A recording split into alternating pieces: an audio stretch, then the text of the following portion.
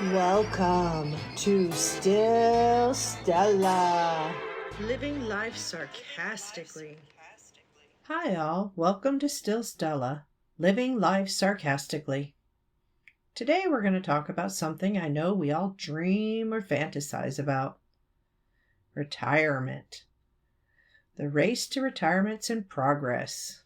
I am now in the part of my life where I'm looking forward to retirement. Slow down, smell the roses, and stop being a part of the whole rat race. Per my savings account, though, I'll probably be ready for retirement when I turn roughly 95 years old. Don't judge me. I've been living in the moment. I wasn't planning on living this long anyway. Remember when we were young and we never thought we'd make it to 50 years old? We thought our parents were ancient at 35 years old.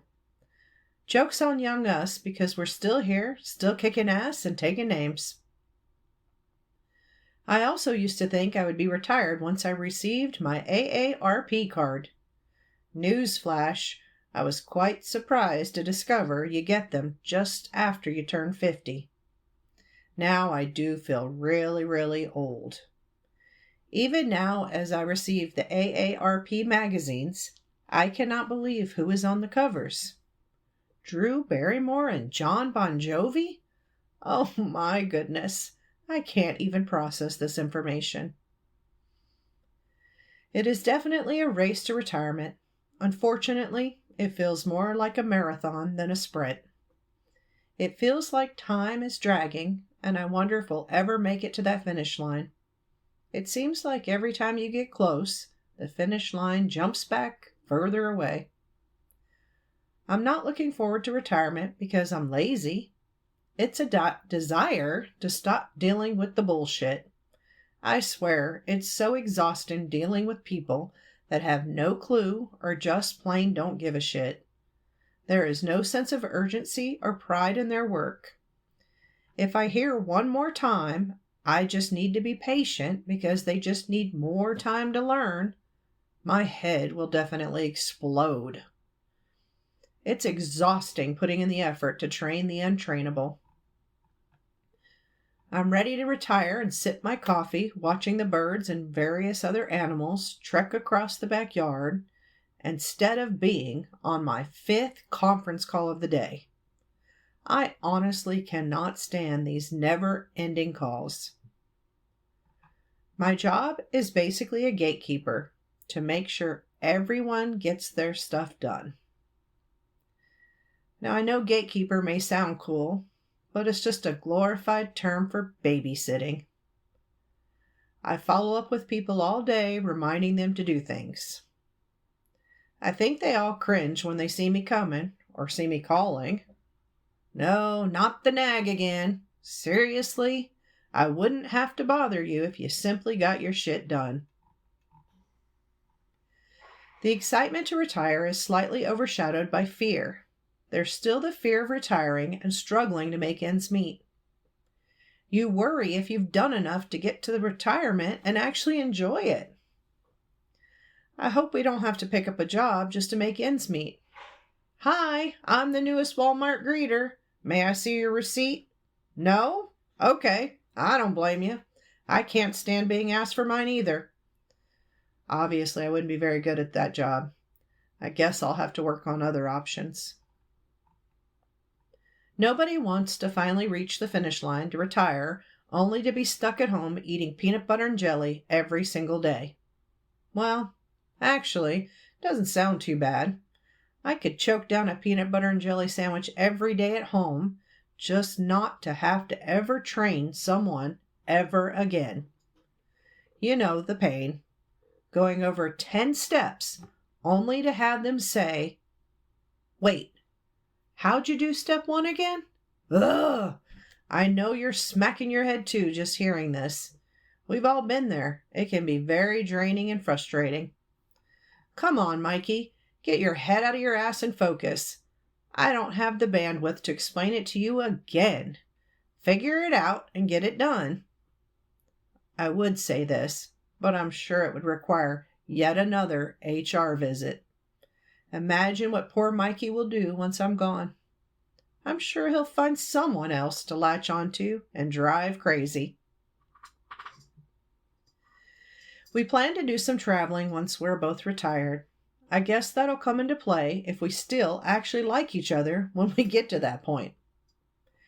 We may be ready to strangle each other and not want to be in such tight quarters together at that age. Trapped like rats. Only time will tell. We may decide to settle into our own ends of the house, relaxing in peace. Until, of course, he can't find something. Then he'll have to seek me out to find it for him, or until the clean clothes run out. The plan is to load up our lives into an RV with the pups. We would like to travel the country and spend some time in the Keys. One fun little adventure after another. What we're not talking about is being crammed into small living quarters where you cannot escape. Sleeping in a bed really built for one with your head partially under a cabinet, creating a cave for the hottest spot in the rig. Hot flashes be damned. Every time you need to pee, which is several times a night, you have to climb over your spouse and possibly the pups too, who have now made their way into the cave to be close to you. Sometimes you're just wondering if it is even worth it to go to the bathroom and come back. You contemplate staying on the mini couch in the fancy dining area. And if you don't know it, fancy is just code for tiny. I'm sure we'll be still battling over AC temperatures as well. I don't see that ever changing. I'll be sweating and he'll be sporting his trusty parka for warmth. As we travel around in the RV, each site requires setup and teardown. It can be a lot of work. It can be exhausting and provide numerous relationship tests, especially when you're both tired and just plain done. It doesn't matter how many times you've done it. It seems like every site is like the first time you've ever done it before. And your neighbors? They are all lined up in their lawn chairs with popcorn and beer. They're just watching you back your rig in and waiting and ready to offer unsolicited advice on how you should really be doing it. If you don't look old enough, they assume you have no idea what you're doing. Well, joke's on them. My husband has been a professional driver for many years. He can back anything into any spot. Me, on the other hand, hell no. You won't see me back in the rig in at all. There is something in my brain missing that makes me able to back up trailers. And there is no training that can fix it. It is absolutely hopeless. Thank goodness he's good at it. I'll just continue to be the passenger, cringing and asking if he's got it and if he can see everything. Poor guy. I know he wishes I could just be quiet, but we all know that's not going to happen. When we aren't traveling in the RV, we have a few trips where we will utilize airline travel. Yeah, airline travel is something I've always been split on physically and emotionally. Yes, you love getting to the destination quicker, but the actual traveling can be horrible and taxing for most of us. Utterly exhausting. This is where you experience the most selfish, ignorant people on the planet. It is as if all manners go right out the window. Miss Manners would be absolutely mortified. It also seems like no one is capable of navigating TSA. Everyone's all panicking, thinking they'll be wrestled to the ground. You know, like in the movies. You forgot to take your water bottle out of your bag? You'll be taken to the back room to be strip searched and questioned viciously. Come on, people. Just take the damn water bottle out and toss it. No one really cares. Keep moving. The rest of us have a plane to catch. My best advice is to always make friends with the flight attendants. They take care of you, and they're usually some of the funniest people ever because they've seen it all. I got on a plane one day, and this lady was already seated with her friends in a row. She juggled her Starbucks cup and dropped it right in front of me, spilling it all over the floor. Then she never missed a beat, didn't try to clean it up at all, just laughed it off and kept talking to her seatmate friends. The flight attendant had to climb over me and the line to get napkins to sop it up. I was so baffled at the rudeness. She just kept laughing while he was cleaning it up. After he was done, I headed to the back of the plane to get out of the way. As I passed the other flight attendant, I said how ridiculous this whole thing was. I said to her, "Other people's children," as I shook my head. She said that's nothing. She had a passenger come on with a full bowl of quinoa and spill it right in the aisle, then just walk away. They had no problem leaving it for someone else to clean up. I just don't get it.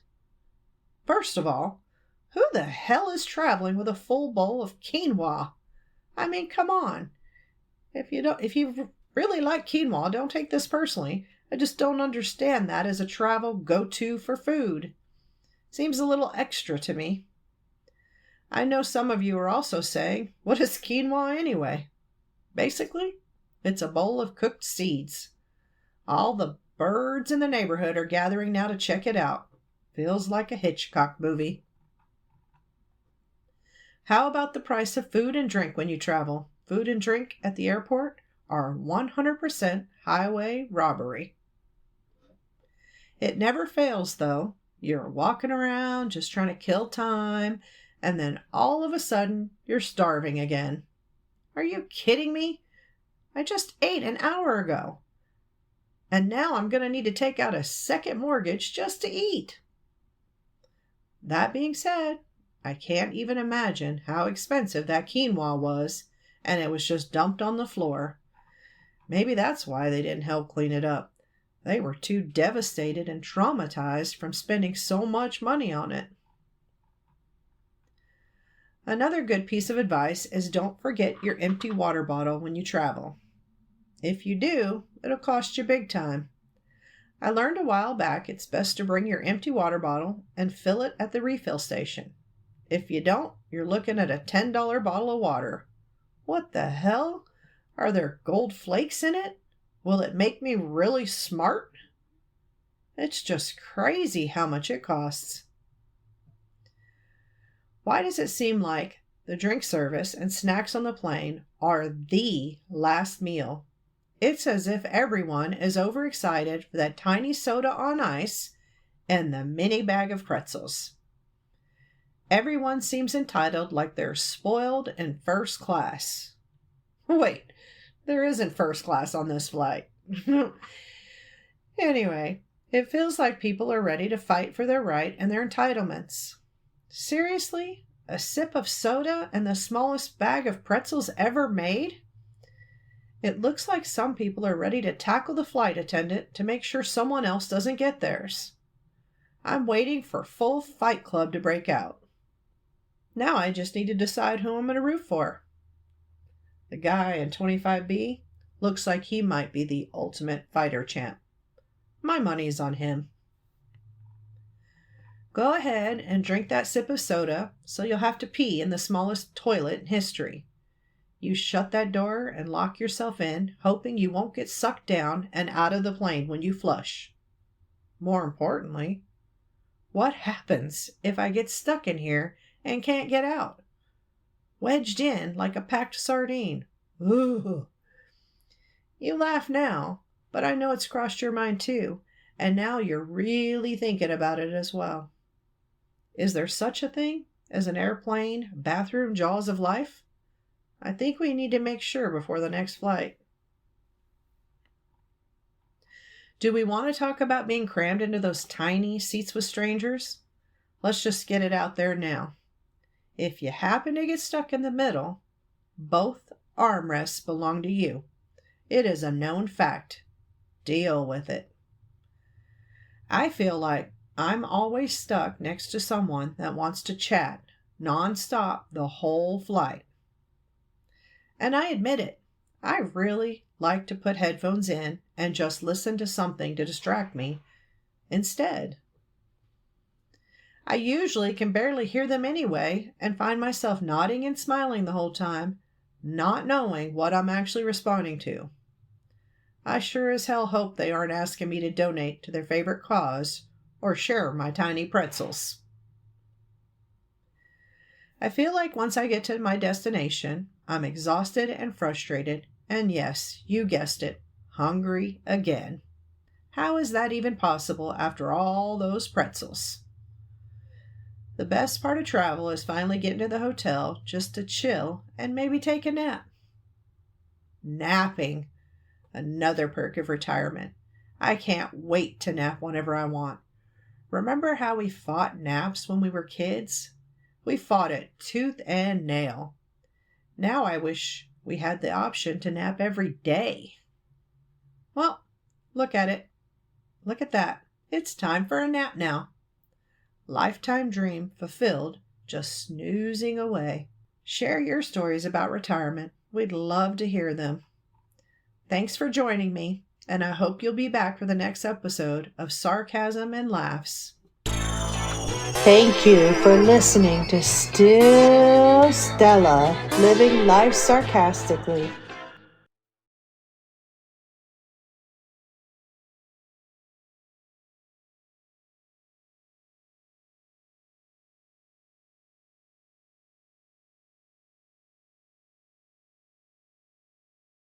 Thanks for joining me, and I hope you'll be back for the next episode of Sarcasm and Laughs.